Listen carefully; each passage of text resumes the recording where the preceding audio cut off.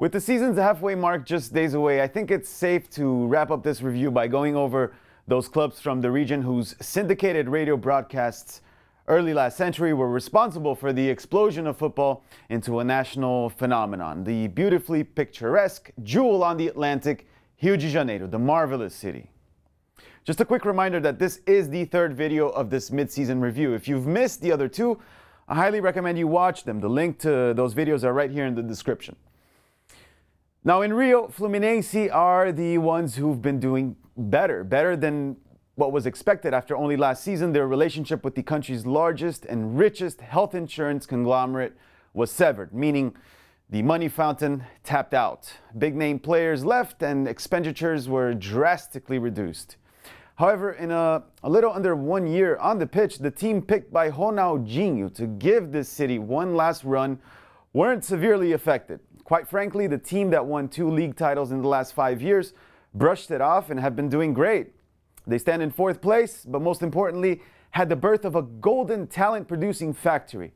A source that, if dealt with correctly, could potentially bring them the most revenue out of all Brazilian clubs in the next 2 to 4 years. With Ronaldinho focused, striker Fred healthy, and a few defensive adjustments here and there, Flu could end up in the top 4, making, and who knows, maybe even winning for the first time the next Libertadores or Sudamericana. Rio's only Club World Cup winner and most popular side in the nation with over 30 million fans saw not only excitement but hope for titles reignited into their massive fan base after last month's announcement of Paolo Guerrero and Emerson Sheik. 2 attackers of the type Flamengo hasn't seen since probably about 5 or 6 years ago when they had Wagner Love and Adriano, both still in shape. Well, we all know that what happened when they last had 2-star attackers. 2009 was theirs. The truth is, both are over 30, and staying healthy isn't a necessity, but a requirement if they want their offensive problem solved. Let's face it, when Guerrero is healthy and Emerson Sheik motivated, we all know what they can do and what they can bring to the table. Just ask Corinthians, their last employers. Now, with each passing round, Vasco da Gama fans lose more and more hope in their beloved club's quest to rise back up as a national powerhouse. With an archaically outdated chairman, Mr. Eurico Miranda, a portly Hollywood-esque gentleman who blurts out the most outlandish things way more often than he should, once respected, but nowadays taken seriously by perhaps only Mr. Miranda himself.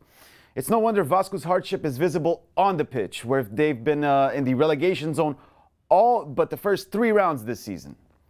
With the league's worst defense and offense, and numbers inferior to those during the 2 other times they ended up relegating, Vasco can keep on bringing as many players as they want.